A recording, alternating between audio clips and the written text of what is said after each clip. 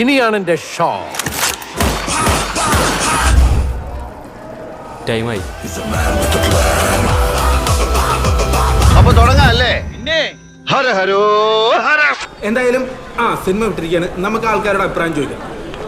ഏട്ടാ പടം എങ്ങനെ ഉണ്ടായിരുന്നു? എന്റെ മക്കളെ ആദ്യം പറയുന്നു, ഇത് ഫുൾ ഒരു മറ്റേ ഗുഡ് ബാഡ് അഗ്ലി വൈബാണ്. എന്റർടൈൻമെന്റിന്റെ അങ്ങേ അറ്റം ഉണ്ട്, അങ്ങേ അറ്റം. 2.5 മണിക്കൂർ ഒരു ലാഗും ഇല്ല. കഥ ലോജിക് ഒന്നും നോക്കരുത്, നമ്മളിതിലില്ല, കണ്ടാ മതി. കഥ, തിരക്കഥ, സംവിധാനം ഒന്നും നോക്കണ്ട. അതെ, ഒരു പക്കാ ദിലീപേട്ടൻ ഷോ എന്ന് പറയാം. Full show. Full show. ആ ഒരു ലോജിക്കിന്റെ ഒന്നും ചിന്തിക്കാതിരുന്ന് കാണുവാണെങ്കിൽ സെറ്റ് പടം. അപ്പോ മൊത്തത്തിൽ നമ്മുടെ വീട്ടിൽ വലിയ രസമായിരിക്കല്ലേ? എന്നിട്ട് എന്റെ അപ്പോ തിയേറ്റർ എക്സ്പീരിയൻസ് തന്നെയാണ് ബ്രോ. പാട്ട്, ഡാൻസ്, ആക്ഷൻ, ഭാവാവിന് ചുരുക്കി പറഞ്ഞാൽ ഒരു ഡോറിൽ കൂടെ കേറി പോയി കഴിഞ്ഞാൽ സകല സാധനമായിട്ട് ഇറങ്ങി പോരാ. അത് നമ്മൾ കൊടുത്ത പൈസ വാല്യൂഡ് ആണ് 100%. സൂപ്പർ സൂപ്പർ സൂപ്പർ പടം, ഒന്നും പറയില്ല. വന്ന് ദൈവത്തോട് നിങ്ങൾ പടം കാണാൻ നോക്ക്. നേരാന്നോടാ നീ പറഞ്ഞത്? നേരെ കൊച്ചമ്മേ, വന്ന് ദൈവത്തോട് നിങ്ങൾ പടം കാണാൻ നോക്ക്. കുഴപ്പമില്ല, പക്ഷേ എന്ത് പക്ഷേ കിടിലം പടം. അല്ലെങ്കിൽ കാണണ്ട, കാണാത്തോടെ നഷ്ടമായിരിക്കും. അഴിഞ്ഞാടിയിട്ടുണ്ട് മൊത്തത്തിൽ. കൊള്ളാം, സൂപ്പർ സാധനം. അതെ, ലോജിക്ക് നോക്കണ അടിപൊളിയായിട്ടുണ്ട്. പക്ഷെ അത് മനസ്സിലായില്ല പടം എന്താണെന്നുള്ളത് ഒന്നും പിടികിട്ടിയില്ല. ഒറ്റ വാക്കിൽ ബബ്ബ എങ്ങനെ വിലയിരുത്താം? ഒറ്റ വാക്കിലല്ല, 100 വാക്കിൽ പറഞ്ഞാലും super super super super hit. അതെ അതെ അതെ, ഈ വാർത്ത കേട്ട് മണിയൂർ ഗ്രാമം ഞെട്ടണം.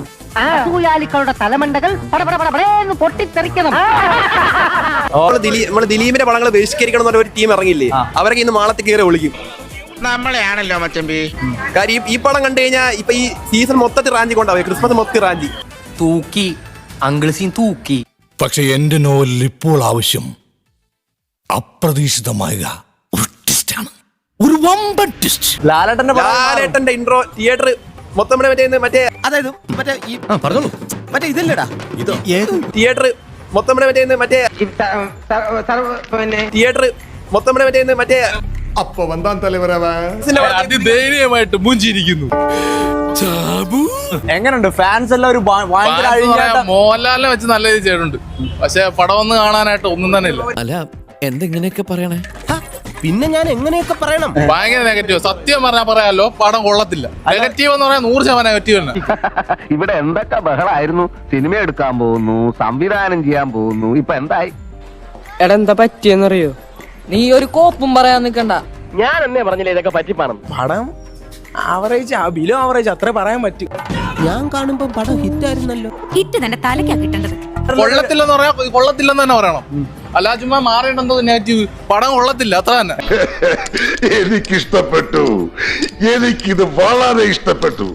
ഒരുവിധം അങ്ങനെ ഉറപ്പിച്ചു വന്നതായിരുന്നു, സ്വല്പം അങ്ങോട്ട് മാറിപ്പോയി. അങ്ങനെ മാറിയൊന്നും പോണ്ട. പടം കൊള്ളത്തില്ല, അത്ര തന്നെ. അടിയാണെങ്കിൽ ഒരു പണിയെടുക്കാതെ മര്യാദയ്ക്ക് സുഖമായിട്ട് കഴിയായിരുന്നു. ഒറ്റയടിക്കലെ തെളിഞ്ഞു വന്ന ലൈഫിന്റെ ഫിലമെന്റ് അടിച്ചു പോയത്. നിനക്ക് ഇങ്ങനെ തന്നെ വേണം. ഇതാരെങ്കിലും പറഞ്ഞറിഞ്ഞ് ഇപ്പൊ വരും പുന്നാര മരുമോൻ. എന്നാടാ ജോർജ് കുട്ടി, എന്താ ഇത്? ഒന്നും പറയാൻ സമയമല്ല. നീ വിട്ടോ, ഇത് എനിക്കുള്ള പണിയാണ്. എന്റെ നമ്പറായി, എനിക്കുള്ളത് മേടിച്ചിട്ട് വരാം. ലാലേട്ടന്റെ കഥാപാത്രം വെച്ച് കഴിഞ്ഞാൽ ഇതുപോലത്തെ ഒരു കോമാളി, the worst cameo ever in the history of his career. അദ്ദേഹത്തിന്റെ ഫിലിമോഗ്രാഫിയിൽ ഇത്രയും അപരാധം പിടിച്ചൊരു ക്യാരക്ടറും അത് അത്രയും കോമാളിത്തരം കാണിക്കുക. കോമാളിത്തരം വേണ്ട വേണ്ട വേണ്ട വേണ്ട വേണ്ട വേണ്ട വേണ്ട ഇങ്ങനെയൊക്കെ സംഭവിച്ചാൽ എനിക്ക് ഖേദമുണ്ട്. എനിക്ക് തോന്നുന്നു മുകുലും ഗോപാലനായിട്ടുള്ള എന്റെ കമ്മിറ്റ്മെന്റ്സിന്റെ പേരിലായിരിക്കും ഇതിൽ സൈൻ ചെയ്ത്. ആർക്കായാലും സംശയം തോന്നാം, എനിക്ക് എന്താ വേറെ പണിയില്ലേന്ന്. ഞങ്ങളും ചോദിച്ചു. അല്ലാതെ വേറെ പണിയില്ല ലാലേട്ടൻ. പറ്റിപ്പോയടാ. വേണ്ട നീ പലതവണ പറഞ്ഞതാ, കേട്ടില്ല. ഞാൻ തന്നെ. അത് പുള്ളിയുടെ കരിയർ ഇങ്ങനെ വീണ്ടും ഇങ്ങനെ ഒന്ന് അപ്പായി വരുന്ന സമയത്ത് ഇതുപോലത്തെ അയ്യോ ആളുകൾ കളിയാക്കി ചിരിക്കുക. ഇത്രയും ലോകവിലുള്ള താൻ മണ്ടത്തര കാണിച്ചത്. എന്റെ പൊന്നു, എന്താ ഗില്ലി ബാല ഇതിന്റെ പേരാണ്, ഗില്ലി ബാലൻ.